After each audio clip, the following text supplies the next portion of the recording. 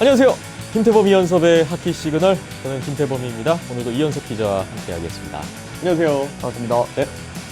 내셔널 하키리그 NHL 2021-2022 시즌이 개막했습니다. 한국 시각으로 지난 10월 13일에 개막했고요. 어느덧 약 2주 정도 지나고 있네요. 시즌이 시작된 만큼 매일매일 정말 활발한 경기 일정이 진행이 되고 있는데 그만큼 보다 많은 NHL 관련 이야기들이 쏟아져 나오고 있는 것 같습니다. 저희가 2주 만에 돌아왔는데 2주 만에 돌아온 만큼 오늘 또 풍성한 내용으로 하키 시그널 6회 함께 달려보겠습니다. 네, 오늘도 여러분이 주신 댓글 한번 살펴보면서 이야기를 시작해 볼까 합니다. 유튜브 댓글 보겠습니다. 렛츠고 브랜던 님이 오셨는데 흔히 볼 수 없는 영어 댓글이 달렸습니다. I see an NHL video from Asia and I hit 엄지척. Even though I have no idea what's being said, just glad to see the sport grow 라는 영어 댓글을 보내주셨는데 뭐 내용은 아시아에서 NHL 관련 영상을 보셨다면서 뭐 무슨 말인지는 모르겠지만 그래도 이 스포츠가 좀 성장하는 걸 보니까 그저 기쁘다 뭐 이런 내용이에요. 많은 관심 이렇게 세계적으로 또 퍼져나가면 좋겠죠? 감사합니다. 계속해서 또 많은 시청 부탁드리겠습니다. 마이문나님 댓글 볼게요. 올 시즌 관전 포인트는 시애틀이 어떤 성적을 거둘지와 템파가 우승 3연패가 가능할까? 그리고 올 시즌엔 캐나다의 몇 팀이 플레이오프에 올라갈까? 그리고 언제쯤 캐나다 팀이 우승을 할 수 있을지? 라는 댓글 주셨습니다. 말씀해 주신 것들 모두 아주 결과가 주목되는 부분이 될 것 같습니다. 흔히 볼 수 없는 성과도 포함되어 있는 것 같고요. 가능성은 다 열려 있으니까 올 시즌 함께 지켜보시죠. 이봉도님, 하키 시그널 하트. 예, 온더스포츠 하트에 이어서 이번엔 하키 시그널 하트. 애청자 인증 댓글을 또 한번 주셨습니다. 감사합니다. 유니스 폴님 오셨네요. 다시 NHL 시즌이 돌아왔군요. 하키 시그널 즐겨 듣겠습니다. 화이팅! 전 미네소타 아일스를 응원하겠습니다. 하셨네요. 시즌 개막과 함께 유니스 폴님도 댓글창에 돌아오셨네요. 반갑습니다. 미네소타와 뉴욕 아일랜더스의 선전을 또 저희도 기원해 보겠습니다. 그리고 진권정님, 몬트리올 사는 한국인으로서 축구로 비유하자면 토론토는 한일전, 보스턴은 이란전입니다 하셨고요. 유니스폴님이 답글에 보스턴 원정 무승인가요? 하셨어요. 우리나라 남자 축구 A대표팀이 이란 원정에서 1승도 없었다는 거, 뭐 그거를 말씀해 주신 것 같고 관련 지어서요. 그리고 진권정님이 또 답글 주셨네요. 역사적으로는 헵스가 더 잘했는데 최근 밀립니다.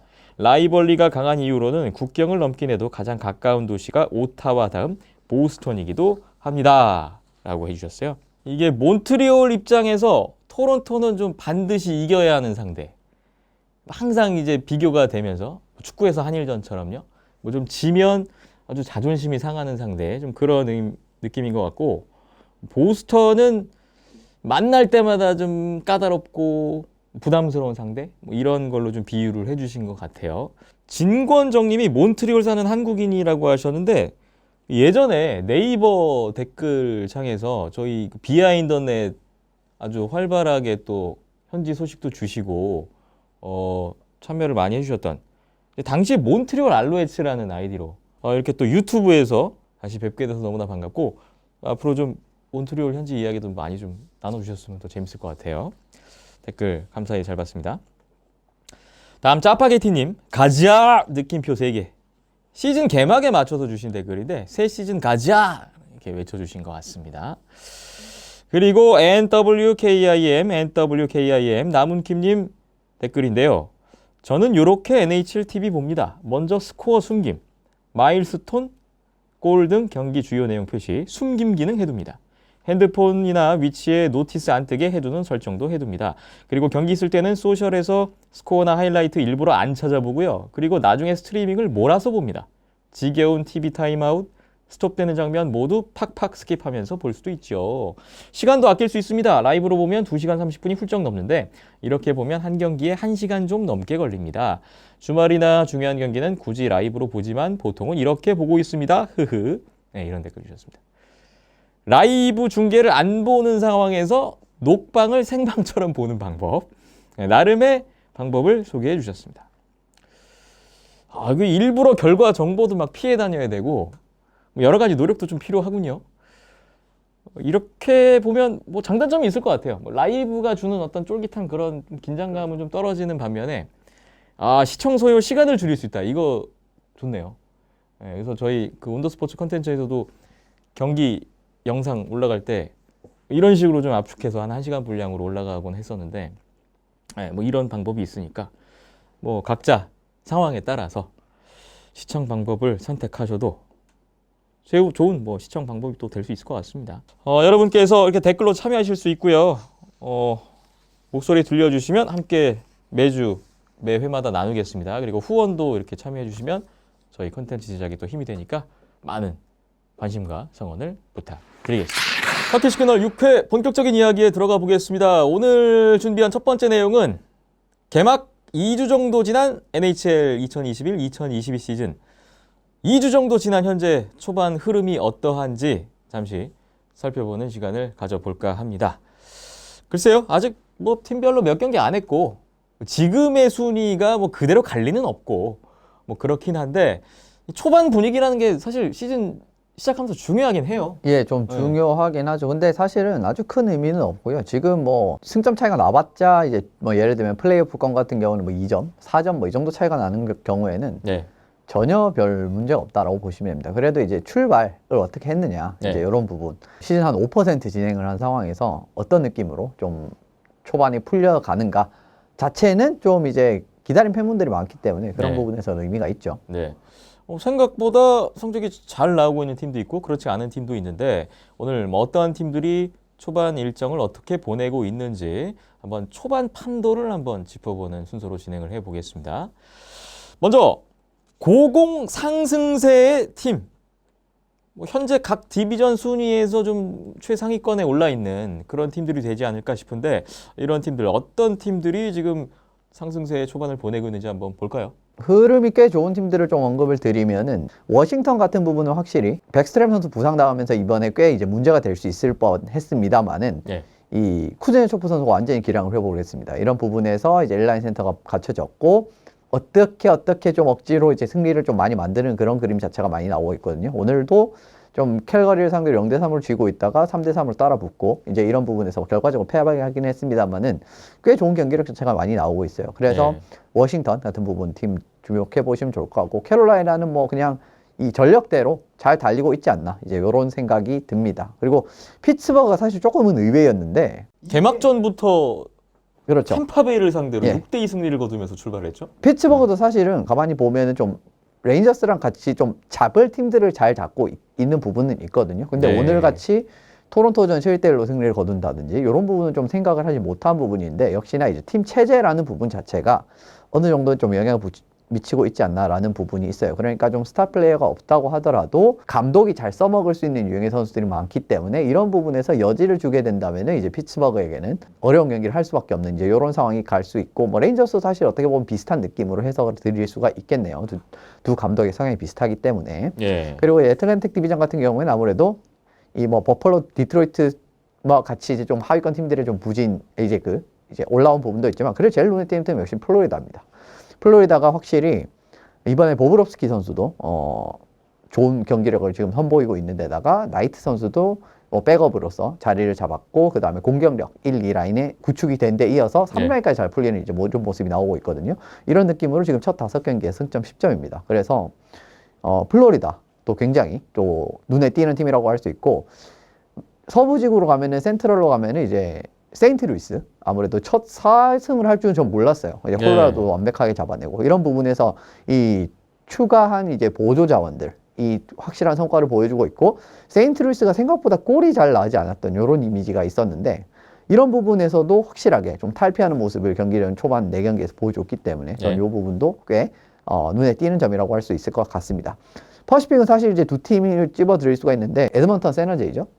예. 근데 에드먼턴이 첫 5경기에서 모든 승리를 거두긴 했습니다만은 이 플로리다랑 조금 다른 느낌은 뭐냐면요. 에드먼턴은 기본적으로 그동안 만났던 상대들이 좀 약한 팀들이 많았습니다. 이런 부분에서 에드먼턴의 힘이 딱 나오면 잡을 수 있는 상대들이 많았어요. 그런 부분이 있었고 오늘 이제 베이거스를 만났는데 지금 베이거스 같은 경우는 부상자가 너무 많거든요.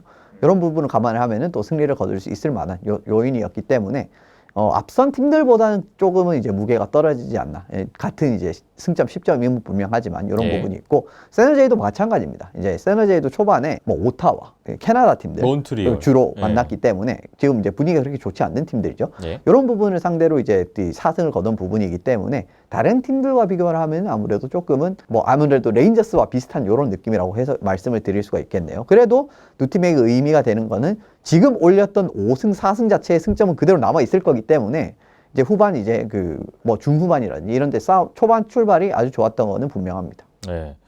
각 디비전별로 지금 가장 좋은 분위기를 유지하고 있는 팀들 언급을 해 주셨어요.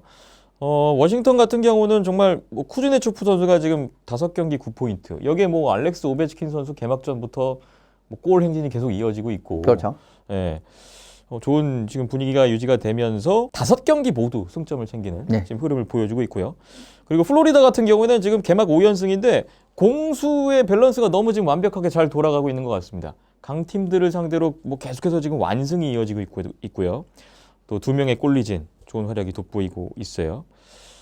세인트루이스가 지금 개막 4연승인데 경기당 5.5득점으로 전체 1위예요. 그렇죠. 예, 뭐 기록적으로도 지금 언급해 주신 부분이 나오고 있고 조던 비닝턴 선수 활약이 초반에 좀 괜찮던데요? 비닝턴 선수가 사실은 아직까지도 제가 생각을 했을 때는 그 S급 스타터 같은 느낌은 보여주지 못하고 있습니다. 그래도 네. 이제 올 시즌 초반 출발 같은 경우에는 눈부시게 잘하는 느낌은 아니지만 그래도 이제 그 중요할 때마다 세이브 같은 부분은 굉장히 또 눈에 보이는 경기력이 많이 드러났었거든요. 예. 이런 부분에서는 그래도 이제 올해는 좀 예전에 그 좀 큰 계약 받지 않았습니까? 우승한 이후에 그 정도의 이제 기대치는 충족을 하는 느낌의 그 시즌을 보내고 있어요. 비닝턴 선수가 어느 정도 버텨주느냐, 뭐 일단 공격이 잘 되고 있는 세인트루이스 입장에서는 또 중요한 관건이 될 것 같네요. 뭐 세너제이가 물론 좀 위니펙, 몬트리올, 오타와, 토론토 이런 좀 캐나다 팀들하고만 상대를 해온 결과인데 일단 뭐 기록이 너무 좋네요. 팀 최저 실점 1위. 그죠? 지금 페널티 킬링 100%. 근데 좀 악재도 있어요. 사실 왜냐하면 세너제이는 니콜라이 크니조프 선수 부상으로 지금 아웃돼 있는 상황이고 거기에 또 에반더 케인 선수가 약간 불미스러운 일로 예. 지금 이탈을 하지 이탈을 않았습니까? 했죠. 그럼에도 불구하고 지금 좋은 성적이 나고 있다라는 부분은 좀 눈길을 끕니다. 아무래도 그 조나탄 달렌이라든지 신인 선수들 그리고 그 빌리암 에클룬드 선수들이 있잖아요. 이런 선수들이 이 라인업에 바로바로 합류를 했는데 생각보다 경기를 굉장히 좋으면서 좀 중요한 득점 많이 해주고 있고 예. 그동안 좀 주축으로 여겨졌던 선수들이 케빈 러뱅 선수랑 이제 티모 마이어 선수가 그동안 조금 부진했었습니다, 사실. 근데 이 선수들도 경기력이 이제 확실한 좀 활약을 제대로 보여주기 시작을 하면서 확실히 좀 전반적으로 경기력이 많이 좋아진 데다가 수비진 같은 경우에는 뭐 워낙 좋은 선수들이 많지 않습니까? 번, 칼손, 블라식, 게다가 시메크 뭐 이런 선수들이 이제 구축이 돼 있는 상황이기 때문에 이 어느 정도는 좀 경기력이 생각대로 잘 풀리고 있는 것 같아요. 예전에는 이제 번 선수와 뭐 칼손 선수를 스타 선수들이랑 이제 매치를 시키면서 좀 수비 조합 같은 부분에서의 그런 생각에서 좀 많은 부분이 있었는데 지금 같은 경우에는 번이랑 칼손은 완전히 분리를 하고 그 다음에 이제 좀 보조 자원들을 딱딱 제대로 붙여주면서 경기력 오히려 좀 그 수비진 분산이 더 잘 되는 느낌으로 경기가 흘러가고 있거든요. 그래서 네.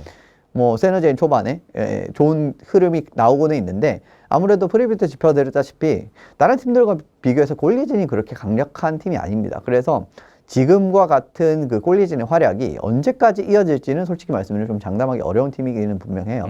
에이빈 힐, 제임스 라이머. 그렇죠. 이 바뀐 골리진이 현재까지는 굉장히 잘해주고 있는데 이게 지속될 수 있을 것이냐를 좀 봐야 될 것 같군요. 캐롤라이나, 미네소타 나란히 개막 4연승을 달리고 있는 모습을 또 볼 수가 있었고요. 이번에는 생각보다 치고 나가지 못하는 강팀들이라는 제목으로 한번 살펴볼까 해요. 강팀들이에요. 네. 잘 할 줄 알았으나 지금 생각보다는 기대에 미치지 못하고 있는 팀들이라고 보시면 될 것 같습니다. 예상과 기대에 미치지 못하고 있는 팀들 어떤 팀들이 있습니까? 대표적으로 아일랜더스라고 할 수가 있을 것 같네요. 이제 아일랜더스도 그렇고 콜로라도, 위니펙, 베이거스 뭐 이런 팀들이 제가 생각을 했을 땐 조금 더 위에 있을 것 같은 느낌이었는데 물론 네. 이제 승점상으로 보면은 언제든지 치고 올라갈 수 있는 포지션에 있긴 합니다만은 그래도 생각보다 더 부진한 것 같다라는 생각이 들었습니다. 저희 하키 시그널 디비전 예상 순위 1위 네. 아일랜더스, 베이거스, 2위 콜로라도 뭐 다 있는데요. 그렇죠. 예. 근데 사실은 이 베이거스를 제외하면 그렇게 아주 많이 차이가 나진 않아요. 그리고 베이거스도 경기 숫자가 좀 적은 부분을 생각을 해보면은 네. 언제든 조금 연승을 달리면 또 바로 올라올 수 있는 포지션에 있고요. 각각의 이유가 있습니다. 아일랜더스 같은 경우는 아무래도 소로킨 선수가 아직까지 풀타임 주전을 보기엔 조금 부족한 모습이 나오고 있거든요. 물론 이제 최근에 또 승리한 부분이 있긴 했습니다만은 네. 기본적으로 수비력을 바탕으로 승부를 하는 팀이기 때문에 그 한 골을 더 먹고 덜 먹고가 굉장히 이제 중요한 팀이 될 수가 있는데 아직까지 소로킨이 그 정도로 100%를 그 충족을 하지는 못하는 활약을 보여주고 있습니다. 그 부분에서 조금 출발이 안 좋았다라고 말씀을 드릴 수 있을 것 같고요. 네. 콜로라도 같은 경우에는 저는 이 수비력이 굉장히 이전과는 다른 느낌이라고 생각을 하거든요. 그중에 좀 수비적인 기여를 할 수 있었던 선수를 일부 계약을 하지 않는 선택을 하면서 올해 조금 약간은 그 수비보다는 조금 더 공격에 힘을 쓰는 느낌으로 가고 있는데 공격도 사실 막 그렇게 작년이나 이런 느낌으로처럼 압도적인 흐름이 나오지 않는 데다가 수비까지도 불안한 모습을 보이니까 출발이 지금 좋지는 못했습니다. 오늘 뭐 결과적으로 템파를 이 연장에서 슛아웃에서 잡기는 했습니다만은 네. 그래도 2승 3패거든요. 지금 출발이 좋지 않은 건 분명하고요. 위니펙 같은 경우에는 페널티 킬링이 계속 발목을 잡으면서 이사 계속 이제 파워플레이에서 상대방에게 여러 실점을 헌납을 하는 그런 모습이 지속적으로 나오고 있습니다. 그래서 좀 페널티 킬링 부분을 조율을 할 필요가 있을 것 같은데 그래도 이제 최근에는 또 조금은 분위기를 회복을 한 모습, 2연승을 달리고 있죠. 이 부분은 있지만 그래도 페널티 킬링이 이제 더 안정되지 않는 이상은 어려운 부분이 있고 지금 샤이플리랑 휠러 선수도 코로나 프로토콜을 오른 상황이기 때문에 또 이제 전력 부분에서 이제 조금은 100%가 나오지는 않는 부분은 있습니다. 마지막으로 보면 베이거스인데 베이거스가 시즌 초반부터 부상자가 너무 많아요. 스톤, 패처레티 그리고 화이트 클라우드 선수도 부상으로 나가게 됐고요. 그 다음에 엘릭스 터크 선수는 이미 부상으로 나가 있었죠. 예. 이런 부분에서 주축 선수들의 부상자가 너무 많습니다. 베이거스 골든 나이츠 같이 좀 선수진의 깊이, 그러니까 여러 라인에서의 그러한 득점력, 이 막을 수 없는 득점력, 이런 느낌으로 승부하는 팀들은 기본적으로 한 라인이 빠지고 두 라인이 빠지고 이런 느낌으로 되면은 힘이 그냥 쭉쭉쭉 떨어질 수밖에 없어요. 근데 지금은 1라인에 어떻게 보면 핵심 자원이라고 하는 스톤 패처레스 다 빠졌죠. 그리고 3라인에 중요 자원이라고 할 수 있는 터크도 빠졌잖아요. 이런 부분에서 공격진에서 너무 그러한 그 빈틈이 크기 때문에 네. 마르셰소, 칼손, 그 다음에 스미스 요 라인만 막으면 끝이네? 이런 느낌으로 게임이 흘러가게 될 수밖에 없습니다. 그러면은 베이거스가 보여줄 수 있는 힘의 진짜 반의 반도 보여주지 못하는 느낌으로 경기가 패할 수밖에 없게 되는 거거든요. 이런 느낌에서 지금 득점 부분에서도 4경기에 10득점밖에 못했습니다. 베이거스 골든 나이츠가. 이런 부분에서도 여러모로 초반 흐름이 좋지 못한 이유가 부상으로 인한 이제 라인업 공백 이런 부분을 언급을 드릴 수가 있는 것 같아요. 네. 뉴욕 아일랜더스부터 총 4팀을 말씀해 주셨는데 일단 아일랜더스가 원정 13연전의 시작이 좋지 못한 거죠. 결과적으로. 그렇죠. 5경기를 치른 상태에서 메트로폴리탄 디비전 최하위에 처져 있습니다. 세미언 발라모프 선수의 부상 공백이 느껴지는 거네요. 현재까지는. 일단. 그렇죠. 네. 없다고 할 수는 없죠. 그러니까 지금같이 소로킨이 약간 만약에 소로킨이 첫 5경기에서 큰 문제가 없었다라고 하면 저는 5승도 할 수 있었다라고 봅니다. 4승 정도 할 수 있었다고 봐요. 캐롤라이나전 조금 어렵다고 하더라도. 그런데 예를 들면 조금 지금 분위기가 안 좋잖아요. 그렇게 되면 바로 스위치가 되는 팀이거든요. 이제 아일랜더스 같은 경우에는. 왜냐하면 한 명의 골리가 좀 부진해도 다른 골리가 좋은 골리가 있기 때문에. 그런데 지금 그게 안 되잖아요. 이런 부분에서 약간 이제 분위기가 조금 가라앉다고 해도 또 주전 골리를 계속 써야 되는 상황에서 네. 아무래도 경기력에서 강점을 보일 수 있는 부분에서 강점을 보여줄 수가 없는 이런 부분이 저는 굉장히 크지 않나라는 생각이 듭니다. 일리아 소로킨 선수가 애리조나전에서 그래도 26세이브 셧아웃 승리로 일단 반전의 계기는 마련을 했는데 앞으로 좀 지켜봐야 될 것 같고요. 콜로라도가 사실 지난 시즌에 되게 수비도 잘 되는 팀이었거든요. 리그 전체에서 최저 실점 3위 팀이었으니까 경기당 평균 실점이 2.38이었어요.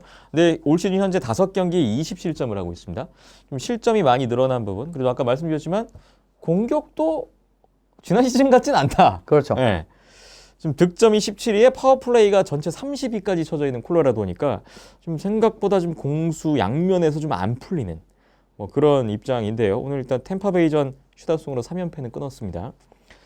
그리고 위니펙을 보면 일단은 뭐 3연패 후에 2연승.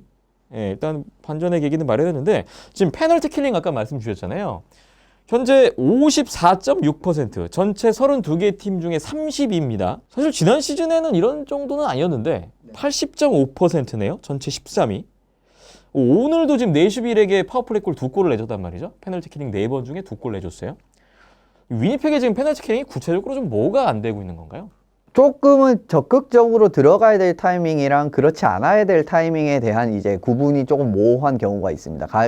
이제 전방적으로 압박을 딱 들어가야 될 부분에서 이제 페널티 킬링에서도 한쪽 사이드로 몰리면 이렇게 쭉 압박을 들어가면서 그 옵션을 제한을 하거든요. 근데 네. 그런 부분에서 이제 너무 과감하게 들어간다든지 그러면서 이제 포지션이 이탈이 된다든지 그리고 이제 전방에 두 명의 그 페널티 킬러, 그 공격수 페널티 킬러들이 스위칭이 들어가야 되는 부분은 제대로 스위칭이 안 된다라는 부분 그런 부분에서 이제 동선이 꼬입니다. 그렇게 되면은 이런 부분에서 어떻게 보면 좀 빈틈이 나오면 아무래도 상대방은 이 부분을 공략을 할 부분이 쉬운 부분이 많이 드러났었죠. 이런 부분에서 저는 조금은 조율을 해야 될 타이밍인가라는 생각이 들긴 드는데 만약에 예. 이제 전술적인 부분에서 아무 문제가 없다고 판단을 한다면은 지금 사실 전술적인 부분에서도 문제가 있다라고밖에 판단이 안 되죠. 근데 만약에 이 부분에서는 전술적인 부분은 이제 그 모리스 감독 유지를 하고 싶다고 한다면은 페널티 킬러를 조금 바꿔보는 선택 자체는 충분히 해볼 필요가 있지 않나라는 생각이 들었습니다. 자, 위니펙의 페널티 킬링 뭐 어떤 좀 변화가 생길지도 한번 지켜보겠습니다. 마지막으로 베이거스 골든나이츠는 뭐 역시 지금 부상자들 사실 그 시애틀과의 개막전도 거의 그 행운의 골로 그렇죠. 신승이었고 불안했었는데 지금 LA 세인트루이스 에드먼턴 상대로 3연패에 빠져 있습니다. 그리고 베이거스의 로빈 레네르 골리가 올 시즌 어쨌든 주전이 됐는데 아직까지는 그렇게 확고한 경기력이 안 나오고 있는 것 같거든요. 레네르 선수의 플레이는 좀 어떻게 보고 계세요? 저는 전반적으로 레네르 선수의 경기력 자체는 그렇게 나쁘지는 않다라고 생각을 하거든요. 뭐 네. 일반적으로 무너진 경기가 분명히 있기는 할 겁니다만은 그래도 뭐 전반적으로 뭐 괜찮은 느낌으로는 가고 있는데 글쎄요.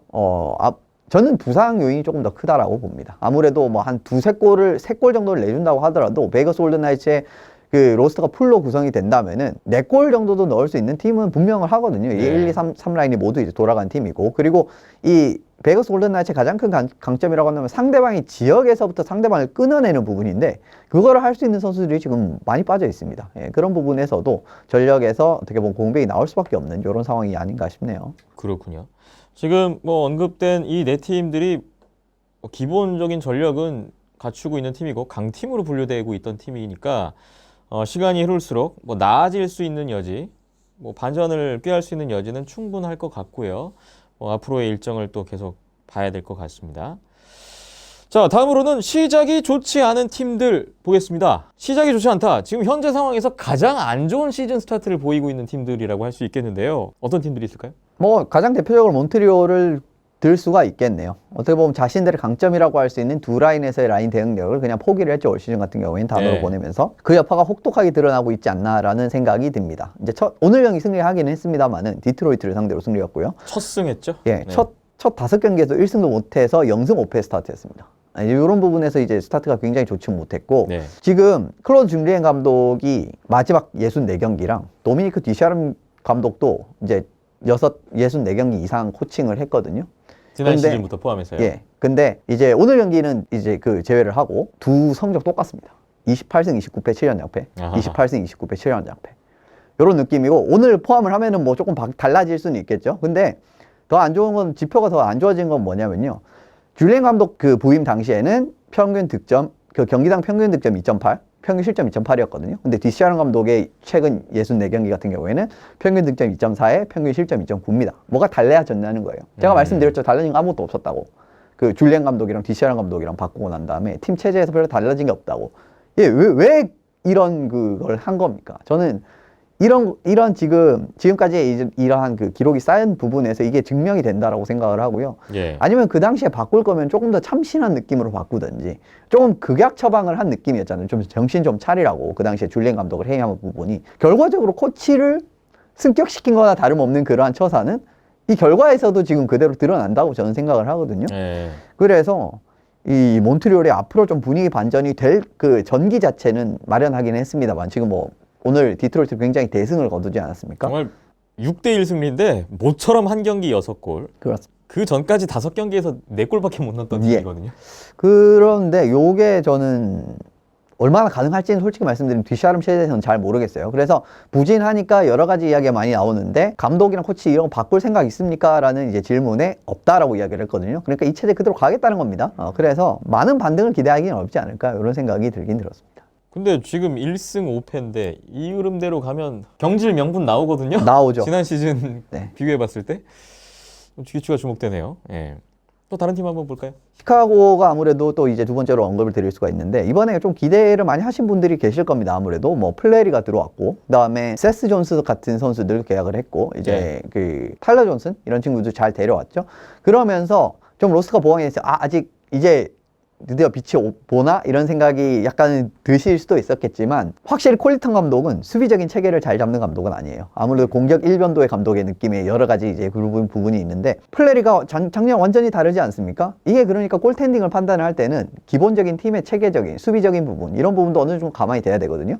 그러니까 아무리 좋은 골리를 갖다 놔도 제가 생각을 했을 때는 지금 시카고에서 활약을 하잖아요. 그러면은 플레이랑 별반 다르지 않는 느낌으로 계속 경기가 펼쳐질 겁니다. 플레리 꼴리가 그 지난 시즌에 베지나 베지나 받으면서 쌓았던 그 통산 스탯이 지금 많이 까먹고 있어요. 시카고 와서. 그거 완전 다 초반이긴 까먹고 합니다만. 있습니다. 예, 그런 느낌으로 흘러가고 있는데 이거는 사실은 또 플레리만을 탓할 수는 없는 부분이 있어요. 이거는 팀 체계가 어느 정도 수비를 그냥 아예 별로 신경을 안 쓰고 그냥 공격 일변도로 나가게 되는데 똑같이 적용이 될 수 있는 부분이 뭐냐면 브레이든 홀트비 지금 댈러스 가서 엄청 잘하고 있죠. 아, 그렇습니다. 그 다음에 프레데리크 안데르센 선수도 토론토의 모습이 완전히 다르잖아요. 캐롤라이나 가서 뭐 계속 연승을 이끌어주고 네. 있죠. 그러니까 이런 부분에서 보셔도 수비적인 체계라든지 기본적인 공격수들의 그런 수비 가담이라든지 그런 팀의 전반적인 수비에 대한 태도는 골텐딩이 어마어마한 영향을 끼치는 부분이 있어요. 그런데 시카고는 전혀 그렇지 않죠. 똑같은 느낌으로 여전히 수비가 잘 안 되고 있고 그러면은 여전히 골텐딩도 안 좋은 이런 모습이 나오고 있기 때문에 뭐 여전히 좀 좋지 않은 시즌을 보여주고 있다라고 할 수가 있을 것 같고요. 뭐 예. 만나는 팀들마다 다량 실점을 하면서 지금 경기를 패하고 있습니다. 시카고가 개막 5경기에서 승리를 챙기지 못하면서 지금 디비전 최하위로 처져 있는 상황입니다. 네, 뭐 애리조나도 이제 4승 연장패가 있는데 그리고 원정 5연전 좀 이제 어렵게 시작을 했던 시애틀도 뭐 베이거스전 같이 분전 같은 부분은 좋았는데 그리고 내슈빌 승리까지만 하더라도 이 생각보다 좋은 거 아니야? 라고 했는데 역시나 헥스토는 헥스토리다. 두 경기만에 창단 첫 승 했거든요. 네. 베이거스전도 뭐 이길 뻔했었고 그렇죠. 인상적이었고 지금 그 이후에 4연패 빠져 있어요. 첫 승 이후에. 헥스토 감독이 아무런 특징이 없어요. 보면은 초반에 압박을 확 해가지고 뭔가 밀어붙여가지고 골을 만들 만한 여지가 나오긴 하거든요. 거기서 막혀서 득점이 안 나오잖아요. 그럼 게임 그냥 어려워지고 그냥 지는 경기가 너무 많이 나오고 있습니다. 이런 부분에서도 그렇고 오늘도 이제 밴쿠버한테 대패를 했죠. 이제 이런 부분을 생각을 해봐도 참 어려운 출발이 계속 이어지고 있는 데다가 홈 첫 경기라서 굉장히 많이 기대를 하는 이런 측면이 있었거든요. 근데 네. 좀 홈팬들의 그런 기대를 좀 충족시키지 못한 활약을 보여주지 않았나. 물론 이제 아직까지 뭐 승점 3점이고 좀 고만고만한 퍼시픽을 생각을 하면은 올라올 가능성이 없지는 않거든요. 그래도 지금 출발 자체가 경기 수도 어떻게 보면 6경기로 굉장히 많이 소화를 했음에도 불구하고 그 나왔던 경기력 자체 지금 4연패잖아요. 그런 부분에서 그렇고 뭐 대량 실점을 하는 부분도 있었고 이런 부분에서 아주 만족스럽지 않은 경기력임은 분명한 것 같습니다. 그러니까 좀 어중간하게 짜니까 그냥 팀도 어중간하게 돌아가고 있고요. 지금 또 뭐 매니지먼트도 사실 그렇게 만족스럽지 않은 이유는 뭐냐면요. 얼마 전에 알렉스 바레블레 선수를 이 웨이버 그러니까 템파 방출자 명단에서 데려오면서 간만에 웬일로 좋은 그 움직임을 보이네 라는 생각을 했었습니다. 근데 한두 경기 속 바로 다시 방출자 명단 올리면서 템파에 돌려줬거든요. 그 확장 드래프트에 뽑았던 데니스 촐로스키 선수도 그냥 웨이버 무시해버리면서 워싱턴이 데려가 버렸거든요. 네. 남 좋은 일을 계속 해주고 있어요. 매니지먼트도. 지금 신생팀이 뭔가 갖춰지지도 않은 팀이 이런 것도 저는 예의 바른 새 친구. 예 다시 한번 생각나네요. 베이거스랑 너무 비교되는 행보가 사실 1년차부터 지금 계속 나오고 있다라고 보시면 될 것 같거든요. 예. 이런 어중간한 행보, 그냥 어중간한 성적으로 그대로 드러나고 있지 않나라고 해석하시면 될 것 같습니다. 시애틀이 오늘 밴쿠버랑 홈 개막전 그렇죠. 창단 후 첫 홈 경기 했는데 2대1로 앞서다가 3피리어드 후반에 역전을 당하고 말았어요. 뭐 안타까운 패배가 됐고 근데 우려했던 대로 지금 득점력이 좀 안 나오는 것 같아요. 네, 없잖아요 게임 브레이크. 경기당 평균 뭐 2.17 득점인데 전체 26위. 이게 지금 일단은 경기가 좀 어렵게 가는 끌려가는 좀 요인이 되지 않나도 싶습니다. 아까 몬트리올 개막 5연패였는데 이게 그 1995-96 시즌 개막 5연패 이후에 최악의 시즌 스타트라고 하더군요. 그렇습니다. 그 정도로 지금 너무나 안 좋은 출발을 보이고 있는데요. 근데 이제 몬트리올이 시작하기도 전에 좀 문제가 생겼잖아요. 캐리 프라이스 골리가 네. 팀을 이탈하게 되는데 이게 지금 기약이 없는 이탈인 거죠? 네. 언제 돌아올지 사실은 알 수가 없고 뭐 시즌을 통째로 비울 수 있는 가능성 충분히 있는데 네. 사실 생각을 해보시면 작년에도 비슷한 상황이 있었거든요. 작년에도 정규 시즌 내내 그 프라이스가 그렇게 좋은 모습 나오지 않았고 부상도 있었고요. 작년에 이제 프라이스가 이제 플레이오프의 모습을 이제 기억하신 분들은 잘했다라고 생각하시겠지만 정규 시즌은 그렇게 잘하지 못했거든요. 그러면서 이제 비슷한 상황 자체는 어떻게 보면 펼쳐지고는 있는데 근데 이제 제이크 앨런으로는 초반 흐름은 좀 어렵습니다. 그렇습니다. 예, 많이 어렵다라고 볼 수가 있을 것 같고 어떻게 보면 조금은 그 수비적인 부분에서는 확실히 좀 예전 같은 느낌도 좀 덜 드는 부분이 있는 데다가 자신들의 강점을 그러니까 포기를 할 필요가 없는 상황에서 그거를 포기를 하는 선택을 한 게 저는 굉장히 큰 독이 됐다고 생각을 하거든요. 예. 아직까지 여유는 있는 상황이 분명하긴 합니다만은 출발이 안 좋은 건 진짜 분명해요. 네, 많이 안 좋은 몬트리올의 초반이라고 할 수 있겠습니다. 그리고 좀 애리조나 카이오츠가 역시 개막 5경기에 4패 1OT 1승도 챙기지 못하고 있는데 역시나 지금 예상했던 대로 애리조나는 약체의 모습을 보여주고 있는 것 같습니다. 네. 예, 지금 5경기에 8득점 25실점 매우 지금 처참한 그런 지표를 나타내고 있고 오늘도 아일랜더스전 0패를 당했는데 이 애리조나가 좀 살아났으면 좋겠는데 안타깝군요. 네, 애리조나 사실 뭐 올 시즌을 그렇게 기대를 하는 느낌도 아니기 때문에 뭐 네. 여러 선수들 트레이드를 하고 오히려 미래를 보는 움직임을 이번 오프시즌에 굉장히 많이 보여주지 않았습니까? 그런 느낌에서 사실은 탱킹 시즌이라고 보시면 됩니다. 올 시즌 같은 경우에는. 네. 매우 불만족스러운 스타트를 끊고 있는 시작이 좋지 않은 팀들까지 한번 살펴봤습니다. 한 2주 정도 지난 상황에서 저희가 초반 흐름을 한번 짚어봤고요. 흐름은 아마 계속해서 바뀔 겁니다. 치고 올라오는 팀, 갑자기 추락하는 팀, 그때그때 발생을 할 텐데 저희도 주목을 해보면서 여러분도 함께 좀 봐주시고요. 한번 다음 판도는 또 어떤 이야기가 나올 수 있을지 지켜보겠습니다. 네, 이번에는 매치업 리뷰 시간입니다. 저희 하키 시그널에서는 이렇게 매 회마다 어떤 한 경기 혹은 어떤 한 시리즈를 특정해서 경기를 좀 되짚어 보면서 포인트를 좀 짚어갈 수 있는 그런 시간을 한번 마련해 보려고 하는데요. 오늘 이제 이번 시즌 첫 매치업 리뷰 경기 콜로라도 애벌랜치 대 플로리다 팬서스의 경기를 선정해 봤습니다. 이 경기는 현지 시각으로 10월 21일 목요일, 한국 시각으로 10월 22일 금요일에 펼쳐졌던 경기예요. 콜로라도 대 플로리다. 이 경기를 선정한 이유, 경기에 들어가기 앞서서 이 두 팀의 대결 어떤 관전 포인트가 있었을 것 같은데요. NHL을 대표하는 고화력 팀들이라고 할 수 있죠. 그러니까 작년을 기준으로만 봤을 때 이제 이런 부분에서 이제 두 팀이 좀 재밌는 활약전이 나올 거라고 생각을 했었고요.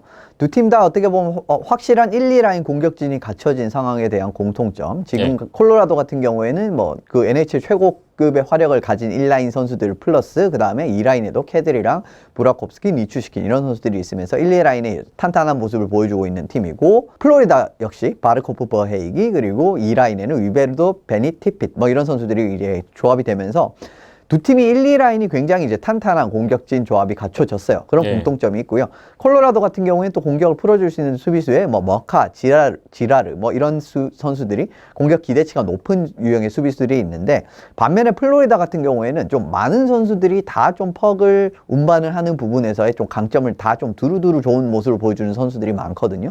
이런 부분에서 어떻게 보면 좀 고화력을 기대를 할 수 있는 두 팀이기 때문에 이 두 팀의 매치업을 선정을 해봤습니다. 창과 창의 만남이라고 요약을 드릴 수가 있겠는데 경기 결과 한번 볼까요? 최종 스코어 4대1로 플로리다 팬서스의 승리로 끝났습니다. 경기 요약을 해드리면 1피리어드에 플로리다의 샘 라이나트 선수의 선제골이 나왔는데 콜로라도의 미코 란타네 선수 동점골 1피리어드 1대1로 마쳤고요. 2피리어드에 샘 베니 선수의 파워플레이 골로 균형이 깨졌습니다. 카터 버헤이기 선수의 추가골 나왔고 마지막에 안톤 룬델 선수의 엠티넷 골까지 이어지면서 4대1 승리를 가져갔던 플로리다였습니다. 유효 슈팅 수에서도 플로리다의 우세였고요. 전체적으로 플로리다가 2피리어드에 주도권을 잡은 후에는 흐름을 내주지 않았던 경기로 좀 흘러갔네요. 자, 이 경기 어떤 포인트가 있었는지 좀 더 깊숙하게 들어가 보겠습니다. 일단 플로리다가 이날 좀 잘된 점이라고 해야 될까요? 승리로 이어질 수 있었던 어떤 배경을 한번 짚어보겠습니다. 보브롭스키가 1차적으로 살아난 부분, 보브롭스키가 살아난 부분이 아무래도 제일 먼저 짚어드릴 수 있는 부분인 것 같습니다. 이제 요 경기에서 이제 보브롭스키 선수의 활약이 굉장히 좋았다라고 할 수 있는데 전체적으로 보면 이제 30세이브 1실점으로 실점 관리 같은 부분도 아주 훌륭하게 잘 됐고요. 그다음에 콜로라도가 결과적으로는 1라인이 어쨌든 구축이 된 상황이기 때문에 공격자의 날카로움 자체는 있는 팀이거든요. 그런 부분에서도 크게 무너지지 않는 모습 보이면서 1실점이니까 사실 무너지지도 않았습니다. 그런 모습을 보이면서 경기를 굉장히 좋았고, 특히 1피리어드에 꽤 밀리는 경기였어요. 경기 흐름 입장에서는 조금 잡아먹히는 느낌으로 플로리다가 흘러가게 됐거든요. 슈팅 수가 11대 6으로 많이 밀렸으니까. 근데 이런 부분에서도 보브롭스키가 잘 버텨주면서, 물론 이제 그 1피리어드 종료 직전에 1실점을 허용한 부분이 있습니다만은, 이 부분에서 좀 승리에 어느 정도 많이 공을 세운 그 선수이지 않나라는 생각이 들었고, 지금 초반 출발을 보시면 드디어 이제 보브롭스키가 높은 연평균, 이 $10,000,000 이상을 받는, 그러니까 연평균이 캡 차지량이 $10,000,000 이상인 골이라면은 이 응당히 이제 경기를 자신의 그 능력만으로, 퍼포먼스만으로 잡아내는 모습을 보여줘야 되거든요. 근데 지금 초반 출발은 그런 모습이 간만에 나오고 있다.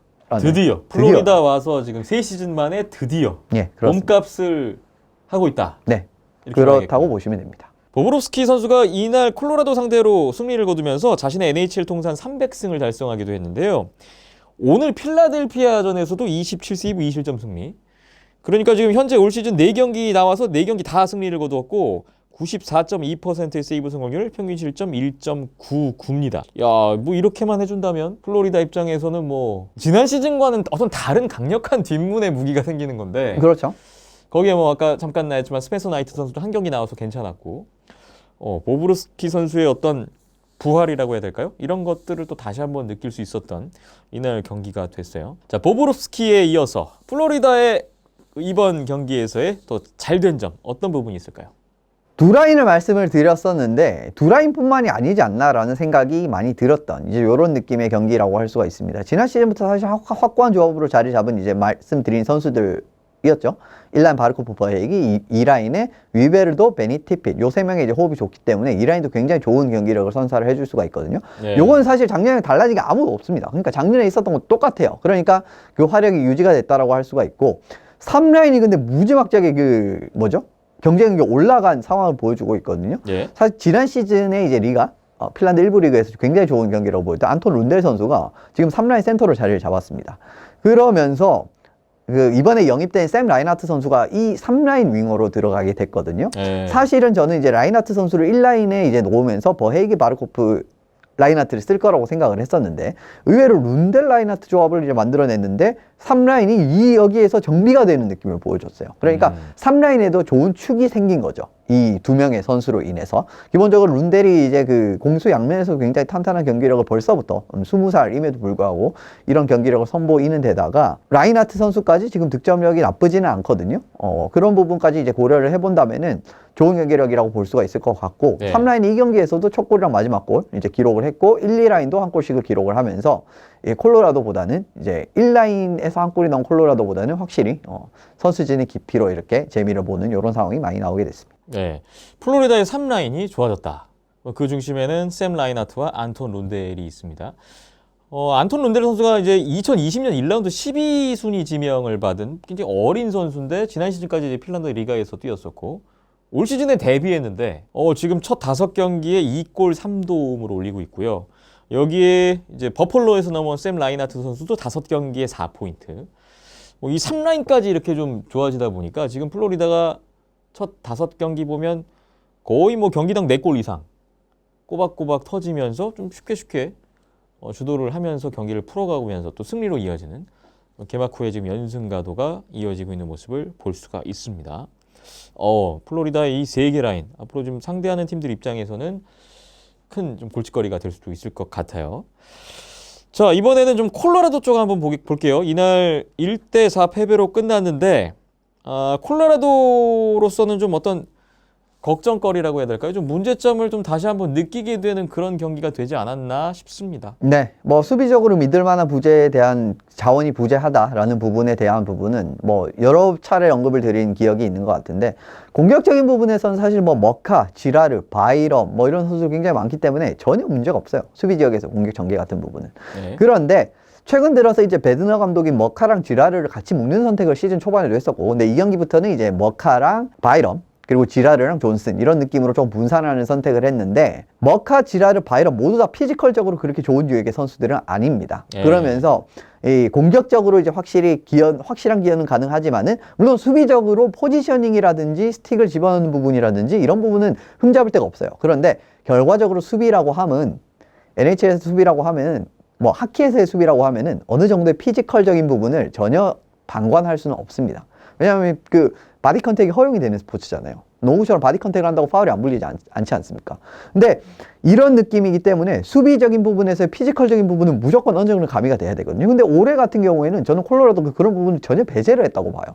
왜냐하면 라이언 그레이브스 선수 같은 부분을 트레이드로 보낸 부분도 오늘 하나의 예시가 될 수 있고, 물론 이제 더반 테이브스 선수가 빠진 부분이 있기 때문에 어느 정도는 그 부분이 영향이 돼야 되긴 합니다만은 그래도 머카, 지라르가 이 정도로까지 피지컬적인 부분이 게임이 안 된다라는 부분은 큰 문제가 될 수 있는데, 경기 내부를 보셔도 보드 근처에서 몸싸움 밀려가지고 불리한 상황 나오는 경우 굉장히 많았고요. 예. 그 보드 근처의 경합 싸움에서 힘으로 안 되니까 피지컬에서 밀려버리니까 크로스체킹으로 밀어버려서 페널티를 먹는다든지 이런 느낌으로 피지컬이 안 되니까 다른 선택을 하는 데 있어서 페널티를 얻고 뭐 이런 느낌에서 불리하게 갈 수 없는 이런 느낌의 그러한 경기 양상이 굉장히 많이 나왔습니다. 그래서 실제로 이제 경기 후반에 이렇게 들어갔을 때는 굉장히 그 한 장면이 극명하게 보여주는 장면이라고 하는데, 마치먼트 선수가 퍽을 이렇게 간수할 때 등으로 이렇게 간수하면서 미는 이런 느낌. 이제 축구에서는 이제 속된 말로 등딱이라고 이제 표현을 하지 않습니까? 네. 등을 딱 지면서 이렇게 그 공격수가 딱 등을 지면서 볼을 간수하는, 이제 축구 선수들 보시면은 그 타겟맨들이 또 그런 그 성향을 가진 선수들이 많고, 네. 예, 그런 느낌의 성향의 선수들이 뭐랄까? 그런 플레이, 그게 연상되는 플레이를 했어요. 그래서 마치먼트 선수가 등으로 퍽을 딱 등지는 플레이를 했는데 머카 선수가 그냥 나가 떨어지는 장면이 있었습니다. 피지컬에 밀려서. 그런 느낌만 보셔도 확실히 피지컬이 아예 안 되는 이 두 명의 수비수를 가진 부분에서의 문제점 같은 부분이 지금 앞으로도 계속 지속적으로 이런 느낌으로 공략이 들어가게 될 거거든요. 다른 팀들 같은 경우에도.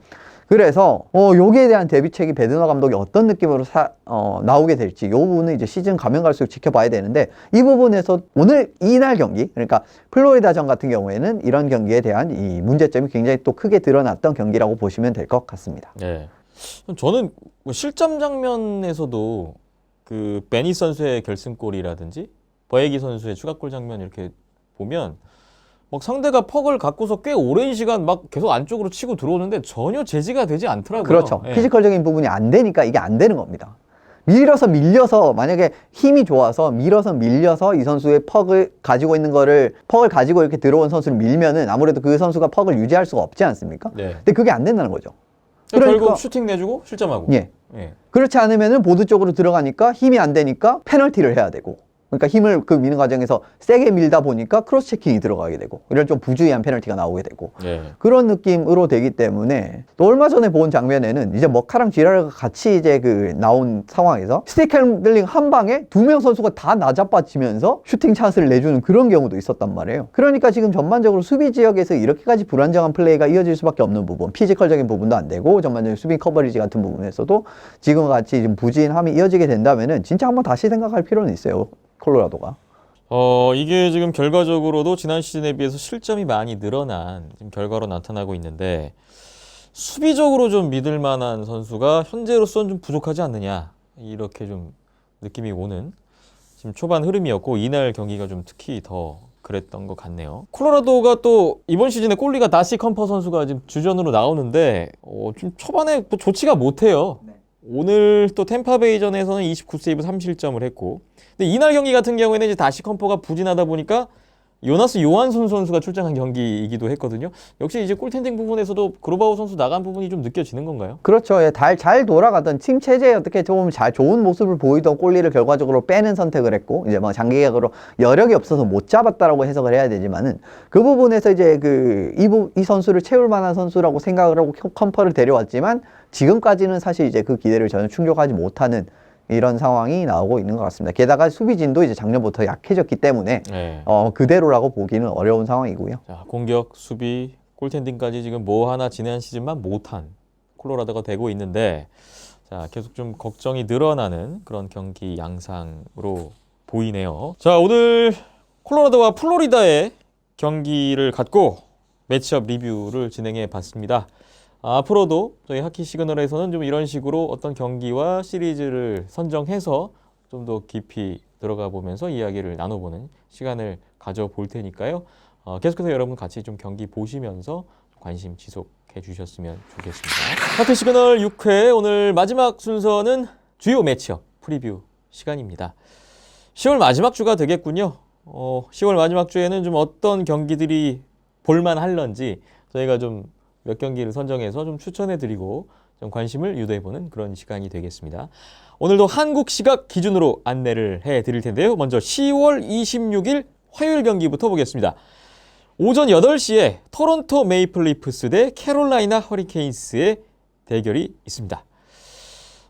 이 경기에서는 아무래도 캐롤라이나의 골리 프레데리크 안데르센 선수가 좀 주목을 받지 않을까 싶습니다. 지난 시즌까지 토론토에서 주전 골리로 활약했던 안데르센 선수가 올 시즌에 캐롤라이나로 넘어와서 성적도 좋고 팀 성적도 좀 연전연승을 거두고 있어요. 아직까지 확실하게 말씀드리긴 그렇지만은 네. 초반까지의 모습을 봤을 때는 누가 문제인지 명확했죠. 누가 문제인지 명확하지 않습니까? 누가 문제예요? 팀이 문제였다. 네, 제가 안데르센 선수를 계속 방어하지 않았습니까? 매년 너무 다른 느낌이거든요. 그래서 만약에 안데르센이 나오게 된다면은 물론 이제 안 나올 수도 있지 않습니까? 뭐 그럴 수는 있죠. 네. 그래서 좀 재밌는 이제 그런 부분이 될 것 같고, 그래도 이제 토론토 입장에서는 토론토 전에만 어떻게 나왔을 때 이기면 뭔가 대승을 해서 무너뜨리면 좀 정신 승리를 할 수 있는 그런 상황이 나오기는 하거든요. 네. 이런 부분이 될 수 있고, 지금 토론토가 너무 경기력이 좋지 않아요. 오늘도 피츠버그에게 차포 다 빠진 피츠버그에게 1, 2, 3라인 센터 다 빠진 피츠버그에게 7대1로 패했습니다. 잭 캠벨 선수도 16세이브 5실점으로 오늘은 무너졌어요. 예, 뭐 여전히 수비 안 되는 거 똑같았고요. 더모트 산딘 올라오면 누구 수비하냐라고 자주 제가 말씀을 드린 바가 있었는데 진짜 아무도 수비를 안 하면서, 그러니까 이런 느낌으로 너무 공격 일변도로만 이제 팀 컬러를 구축을 하게 되면 이런 느낌으로 경기가 이제 나오게 되는 겁니다. 그래서 지금 토론토가 세너제이한테도 지고 피츠버그한테도 지고 분위기가 너무 안 좋은 상황이거든요. 그래서 이 경기를 발판 삼아서 아마 분위기 전환을 하고 싶기는 할 거예요. 아무래도 지금 굉장히 잘 나가고 있는 캐롤라이나를 상대로. 그리고 그 전 소속팀에서 왜 저기 가냐니까 잘하냐 이런 생각을 할 수는 있거든요, 토론토 입장에서는. 그래서 좀 재밌는 경기 자체가 나오지 않을까 싶고, 또 두 팀이 만나면은 요상하게 경기들이 많이 펼쳐지고 있죠. 이제 뭐 몇 년 전에 데이비드 에어스 씨도 그랬었고, 이머전시 골리로 나와가지고 승리를 하는 이제 그런 스토리라인도 있었고요. 네. 두 팀 만나면 또 이제 뭐 이상한 좀 막 7대6 뭐 이런 요상한 스코어도 많이 나오는 이런 느낌이거든요. 그래서 경기 자체는 좀 재밌게 흘러가지 않을까라는 생각이 들었습니다. 네, 뭐 그런 부분도 한번 기대를 해볼 수 있을 것 같은데, 현재 4경기에 4승에 94.4%에 1.75 프레데리크 안데르센 선수의 기록이고요. 캐롤라이나가 지금 최저 실점 1위 팀이 되어 있어요. 자, 이 안데르센이 토론토를 상대하는 경기가 되겠습니다. 지난 토요일에 보스턴의 리누스 울마르크 선수가 전 소속팀 버폴로 만나서 35세이브 1실점 승리를 했단 말이죠. 네. 개막 3연승 중이던 버폴로한테 시즌 첫 패를 안겨다 줬는데, 자, 과연 안데르센이 토론토 상대로 좀 어떤 모습을 펼칠지 궁금해지네요. 안데르센도 아마 조금 개인적으로도 동기부여가 조금 더 되는 경기이긴 할 거예요. 예, 그동안 너무 언론이라든지 이런 데 좀 시달린 부분이 있기 때문에 아마 구단에 대한 나쁜 감정을 가지고 있지는 않을 겁니다. 그런데 좀 주변에서 많이 시달렸거든요. 이제 이런 부분 맨날 언론에서 때리고 트레이드 해야 된다 그러고 재계할 필요 없다 그러고, 사실 그러면은 이 동기부여가 될 리가 없지 않습니까? 네. 예, 그런 부분에서 아마 좀 개인적인 동기부여 자체는 한번 멋지게 보여주겠어라는 생각 자체는 한번 할 수 있을 것 같은데 한번 지켜보도록 하죠. 맨날 카메라 원샷 많이 받을 것 같습니다. 그리고 10월 26일 화요일에 오전 9시에는 LA 킹스 대 세인트루이스 블루스의 경기가 있습니다. 이 두 팀은 2연전이 될 텐데요. 네. 일단 오늘 24일 일요일 대결에서는 7대3으로 세인트루이스가 이겼습니다. 예, 홈 구장을 옮겨서 이제 경기를 하는 것도 아니고 그대로 세인트루이스 홈에서 똑같이 예. 펼쳐지게 됩니다. 그래서 그냥 하루 휴식을 갖고 이제 펼쳐지는 경기라고 보시면 될 것 같고요. LA가 가만히 보면은 경기력 자체가 내부에서는 그렇게 좋지 못하거든요. 그러니까 좋거든요. 아주 내부적인 경기력 자체는 좋아요. 무지 좋아요. 네. 근데 결과까지 안 나옵니다. 참 이게 답답한 상황이라고 할 수가 있는데 개막전 베이거스 꺾고 4연패입니다. 그렇죠. 예. 근데 사실은 경기 내부를 뜯어보면요. 괜찮았던 흐름에서 뭔가 한번 흐름 놓쳐가지고 역전을 허용을 한다든지 이런 느낌에서 마지막에 이제 푸시가 이제 결국 골까지 이어지지 못하면서 그냥 한 점 차로 끝나는 이런 경기들이 있었고 그 다음에 댈러스 같은 경우는 사실 그때 다 이긴 경기였거든요. 다 이긴 경기였어요. 그리고 경기 내부에서도 완벽하게 LA가 댈러스를 때려잡으면서 이길 수 있는 양상에서 마지막 3피리어드에 정신줄 못 차리더니 갑자기 역전패를 하는. 그 동점 따라잡히고 네. 연장에서 지는. 슈다웃이었나요? 연장이었나요? 어쨌든 역전패를 하는 이런 느낌으로 이제 그 성과가 나오지 않는 이런 느낌이 되고 있는데 그러니까 아예 못해가지고 지잖아요. 그러면은 별로 기대도 안 합니다. 근데 지금 경기 내적으로는 꽤 이제 좋은 모습을 보이는데 계속 결과가 안 따라오는 상황이기 때문에 네. 맥클레런 감독이 오늘 경기에 좀 패배를 어떤 식으로 좀 교훈을 삼아가지고 다음 경기를 치르게 될지 이 부분을 보시면 될 것 같고 세인트루이스는 이제 부치네피 선수가 돌아올 수가 있겠죠. 이제 2경기 출장 정지였기 때문에 이 경기까지 이제 빠지고 돌아올 수가 있는 부분이기 때문에 세인트루이스 궤도에 오른 세인트루이스의 그 힘 또 이런 부분은 무시를 할 수가 없는 상황이기 때문에 어떤 느낌으로 펼쳐질지 좀 궁금한 경기라서 선정을 해봤습니다. 네. LA로서는 좀 이 경기 지면 5연패가 될 텐데 좀 부담이 큰 또 대결이 될 것 같습니다. 다음 10월 27일 수요일 경기 보겠습니다. 오전 8시에 템파베이 라이트닝 대 피츠버그 펭귄스의 대결이 있습니다. 올 시즌 개막전에서 대결했던 두 팀이 2주 만에 재대결을 하게 됐고요. 장소는 피츠버그로 이제 옮겨갑니다. 참 개막전에서 많은 이들의 예상을 뒤엎고 피츠버그가 그렇죠. 6대2 승리를 가져갔단 말이죠. 그 다음에 이제 2주 뒤에 다시 만나는 경기라서 좀 주목이 되는데 지금 피츠버그가 5경기에 3승 2OT 괜찮습니다. 흐름이 좋아요. 상당히 좋죠. 네. 네. 자, 이번 그 맞대결은 좀 어떤 양상을 예상하세요? 아무래도 피츠버그가 역시 설리번 감독의 기본적인 그 공격적인 토대 이런 부분을 이제 잘 활용할 수 있는 그런 윙어들이 지금 시몬 선수도 재영입을 했고 이런 부분을 전반적으로 이제 그 선수진이 아주 좋지 않더라도 지금 어떻게 보면 공격 시스템에 의해서 어느 정도 커버가 되는 부분이 나오고 있는데 지금 템파가 사실은 분위기가 너무 안 좋긴 하거든요. 오늘 경기에서도 사실은 계속 템파가 지금 좋지 않은 부분은 끌려가는 경기를 한다라는 겁니다. 계속 상대방의 리드를 허용하고 그걸 따라가는 느낌으로 경기가 풀리다 보니까 본연의 힘을 제대로 이제 보여주지 못하고 있고 게다가 지금 또 쿠체로프도 장기 부상자 명단으로 빠졌잖아요. 이제 물론 저쪽도 크로즈윙 말킨 그다음에 카터도 나올 수 있지 않을지 알 수 없는 상황이기 때문에 상태는 피츠버그가 부상자 상태는 더 안 좋긴 합니다만은 그래도 이제 템파에서 쿠체로프가 차지하는 그 비중 피츠버그는 지금까지 모습을 보시면은 이 주포가 없다라고 하더라도 이 공격적인 시스템으로 커버하는 거를 지금 보여주고 있잖아요. 네. 그런데 템파는 그런 모습이 안 나오고 있거든요. 안 나오고 있다라고 볼 수가 있거든요. 그래서 1, 2라인에 좀 이제 힘이 빠진 부분. 오늘 같은 경우에는 포인트가 진짜 승부처에서 좋은 모습을 보여줘서 추가 승점을 가져간 부분이 있습니다만은 전반적으로 확실히 템파가 지금 경기력이 득점을 좀 시원하게 하는 이런 경기력은 나오지 못하고 있다라는 부분. 그래서 지금 1, 2라인이 조금 어떻게 보면 약간은 좀 균열이 생긴 상황이잖아요. 템파 같은 경우에는 쿠체로퍼가 빠진 상황이기 때문에. 네. 그런 상황이면은 작년같이 3라인에서 뭔가 좀 버틸 수 있는 그런 힘이 있다면은 3라인 조합이 좋지 않았습니까? 그런 부분이 있다라고 한다면 또 이런 어떻게 보면 좀 대체적으로 그 경기를 흘러갈 수가 있는데 지금 그것도 없어졌단 말이에요. 이 3라인을 3, 4라인으로 분산하고자 하는 선택도 아직까지는 쿠퍼 감독이 그 생각했던 그 그림이 저는 100% 제대로 그려지지는 않고 있다고 보거든요. 이런 부분에서 지금 템파가 내부적으로 좀 이제 어려운 그러한 그 선수 운영에 대한 어려움이 나오고 있는데 반면에 이 피츠버그는 득점력, 이 힘, 이 그냥 쭉 유지가 되는 상황이기 때문에 이번 경기도 템파가 쉽지는 않지 않을까라는 생각이 듭니다. 네. 그렇다면 이번에는 템파베이가 이기지 않을까 저는 생각을 한번 해봅니다. 이 두 팀이 또 재밌는 게 그 템파베이의 존 쿠퍼 감독과 피츠버그의 마이크 설리번 감독, 베이징 동계올림픽 캐나다 대표팀 감독이 존 쿠퍼고 미국 대표팀 감독이 이제 마이크 설리번인데 이 캐나다와 미국 대표팀 감독 간의 또 재대결 이런 구도도 또 재밌을 것 같군요. 결과를 한번 지켜보겠습니다.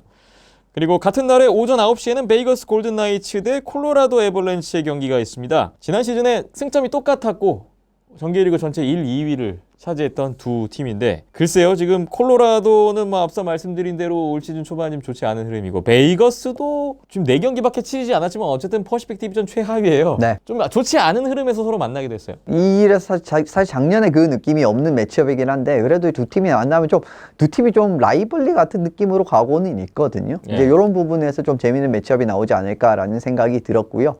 그래도 베이거스가 부상자가 지금 너무 많은 상황이기 때문에 너무 기대할 데가 없는 부분은 사실이에요. 그래도 지난 이제 플레이오프 같은 부분을 봐도 데보어 감독이 베드너 감독의 체제를 좀 잡아먹는 느낌으로 많이 경기가 흘러가고 있는 느낌이 최근에 들거든요. 예. 그래서 요 두 명이 이 두 팀의 경기는 이제 뭐 언제나 스포트라이트로 많이 받을 수 있을 만한 경기이기 때문에 이번 주에 있는 경기를 선정을 해봤습니다. 네.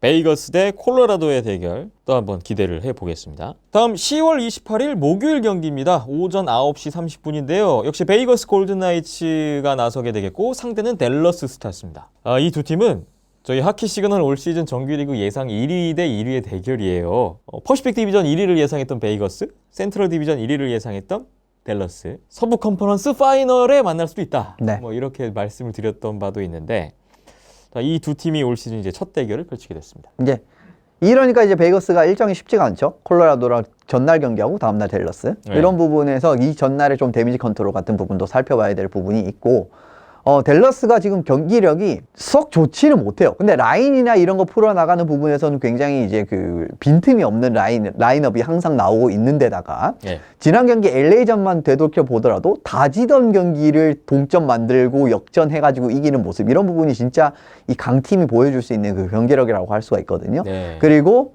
이 완전히 다른 모습 보여주는 홀트비 이런 부분까지 주전 골리까지도 이제 그 구축이 된 이 새롭게 좋은 선수로 수급이 된 댈러스이기 때문에 베이거스 레네르가 사실은 아주 이제 그 뭐죠? 스탯면으로 보면 아주 그렇게 만족스러운 모습은 아니잖아요 지금. 경기력 내적인 측면에서는 그냥 할 거는 제대로 해주는 느낌이 들긴 들거든요. 사실 지금 베이거스의 문제는 저는 그 공격진의 많은 이탈이라고 보고 있기 때문에 이런 부분에서의 문제라고 보고 있는데 어쨌든 좀 꼴리 매치업에서는 사실 레네르가 위에 설 수 있어야 되는 상황에서도 지금은 홀트비가 더 우위 같은 느낌이 들기 때문에 베이거스가 좀 어려운 2연전을 치르게 됐는데 만약에 근데 이 2연전에서 2승을 하게 된다면은 저는 충분히 반전의 발판을 마련할 수 있을 만한 계기일 거라고 봅니다. 네. 부상이 많은 상황에서도 리그에 그러니까 어떻게 보면 좀 전력 자체는 센 게 맞잖아요. 콜로라도가 댈러스가 지금 아직까지 순위표가 아주 그렇게 높은 순위는 아닙니다만은 이런 팀들을 지금 부상자가 많은 상황에서 연파하게 된다면은 그래서 승점을 4점을 가져가게 된다면은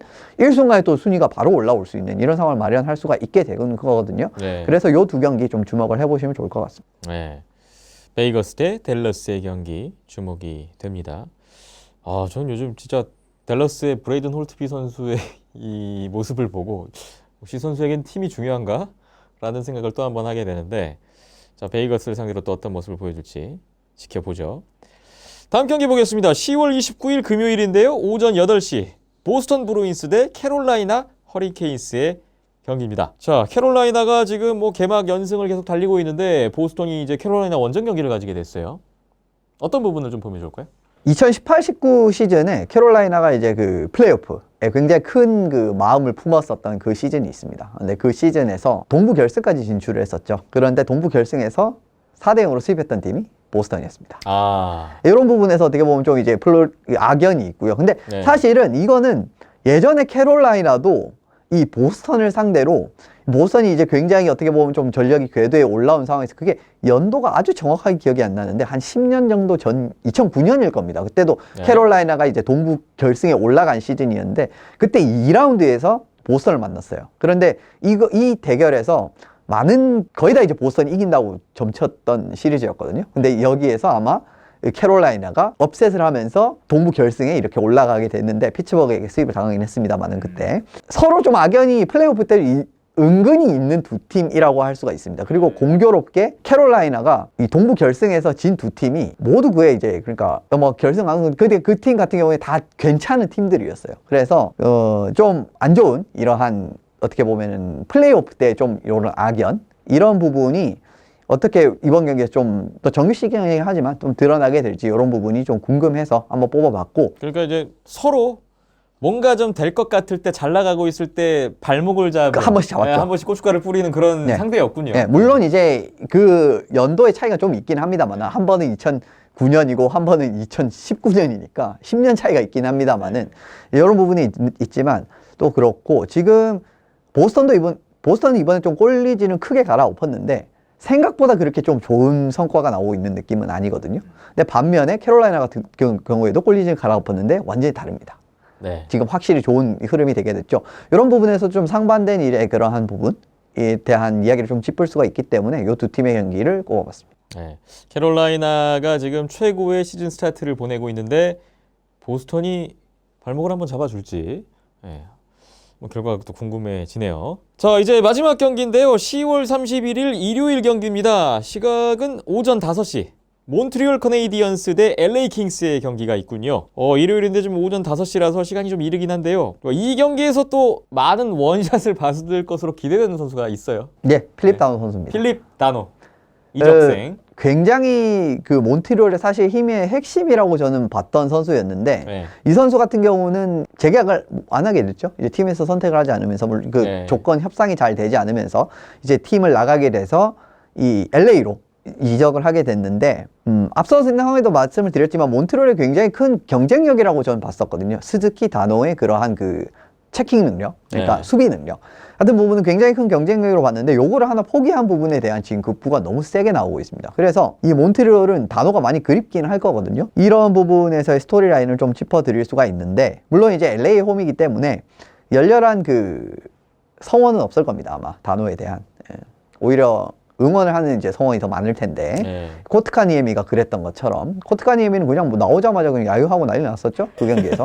그래도 코트카니에미 선수 몬트리올 가서 그 원정 경기에서 골까지 넣으면서 네, 뭐 팀 승리에 이겼어요. 기여를 했었죠. 그런 느낌에서 뭐 다노 선수도 이제 물론 이제 몬트리올로 가서는 비슷한 상황이 펼쳐질 가능성이 큽니다만은 그래도 이제 다노 선수가 나를 포기한 이유를 뭐랄까 그 증명을 하는 이런 경기력을 보여주지 않을까라는 생각이 있어서 아무래도 다노에 대한 그 스토리라인 요 매치업을 꼽은 분에는 핵심 이유라고 할 수 있을 것 같습니다. 네. 필립 다노 선수가 개막전에서 결승골을 넣었는데 이게 현재까지 LA 킹스의 올 시즌 유일한 승리 경기의 결승골입니다. 네. 과연 이 전 소속팀 몬트리올을 맞이하는 필립 다노 선수의 또 심정은 어떨지 이날 좀 어떤 경기를 펼치게 될지 주목하지 않을 수가 없을 것 같습니다. 몬트리올 대 LA의 경기까지 이렇게 10월 마지막 주에 볼만한 경기들 한번 뽑아서 안내를 해드렸습니다. 자, 시즌이 시작됐고 하키 시그널 6회 오늘 이렇게 약 2주치 정도 정리한 소식으로 한번 꾸며봤습니다. 저희 하키 시그널은 온더스포츠 유튜브 채널과 팟빵, 아이튠스, 네이버 TV, 네이버 오디오 클립에서 감상하실 수가 있겠고요. 항상 댓글 참여, 또 후원 기다리고 있으니까 많은 관심과 응원 부탁을 드리겠습니다. 오늘은 이만 물러가겠습니다. 지금까지 이현석 기자, 저는 김태범이었습니다. 함께해 주신 여러분 고맙습니다.